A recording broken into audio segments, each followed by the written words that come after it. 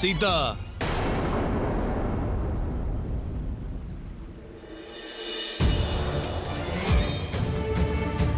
தம்மை விவாக மண்டபம் அழைத்து வர என்னுடைய தந்தை ஆணை பிறப்பித்துள்ளார்.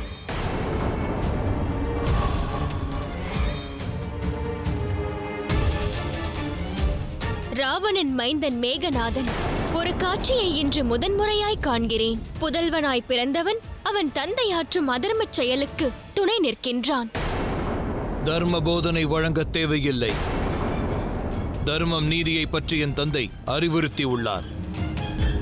தந்தையுடைய உத்தரவை ஏற்பதே என்னுடைய வாழ்வின் உயர்ந்த கடமை என கருதுகிறேன். அக்காரணம் கொண்டு தம்மிடம் மீண்டும் வேண்டுகிறேன். என் வேண்டுதல் ஏற்று தாம் என்னோடு விவாக மண்டபம் வர வேண்டும். லங்கேசனின் ஆணையை நீ ஏற்கலாம், நான் ஏற்க வேண்டிய அவசியமில்லை. உன்னுடைய தந்தை அதர்மம் புரிந்த பாவியாவான். அதிவிரைவாக அவன் புரிந்த பாவங்களுக்கு தண்டனை கிட்டும். அதை அறிவாய் அல்லவா? நம்மை வதைக்கும் உரிமை எனக்குள்ளது என்பதை தாம் அறிய வேண்டும். ஆனால் அச்செயல் புரிய இயலாது. என் தந்தையின் கருணை தம் மீது பதிந்தது. அதைத்தாம் வாழ்வின் சௌபாக்கியமாக கருத வேண்டும். அவ்வாறு எண்ணவில்லை. என்னுடைய கர்மம் தர்மத்தைச் சார்ந்தது. ஆகையால் உயிரோடு வாழ்கிறேன். உன்னுடைய கர்மம் உனது தந்தைக்கு நிகராக அதர்ம வழியை சார்ந்துள்ளது. ஆகையால் ராவணனைப் போலவே நீயும் மரணத்தை ஸ்வீகரிப்பாய். அமைதியடையுங்கள். அறிவுரை வழங்கினால் என் தந்தையின் உத்தரவையும் மீறி தங்களின் இன்னுயிரை பறிக்கவும் நான் துணிவு கொள்வேன்.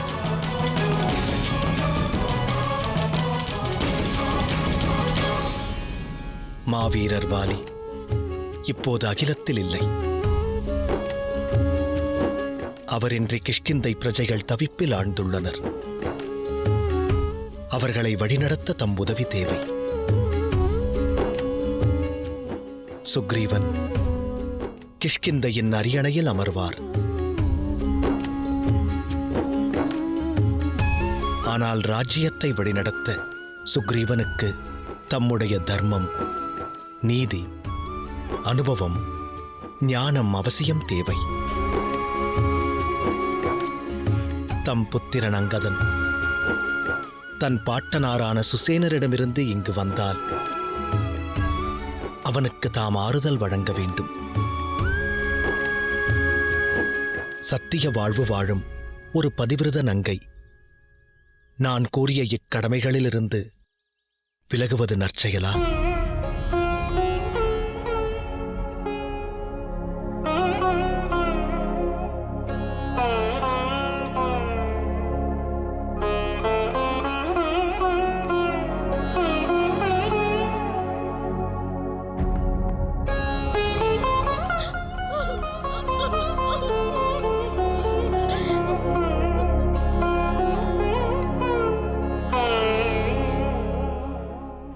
சுக்ரீவரே, அமைதி கொள்ளுங்கள்.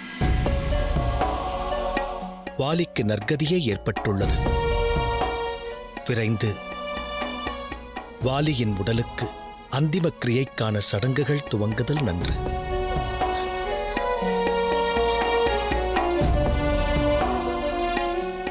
தர்மத்தின் வடிவமே, சாஸ்திர நியதிகளின்படி அரசர் வாலியின் ஈமக்கிரியை அவர் புதல்வன் அங்கதனால் நடக்க வேண்டும்.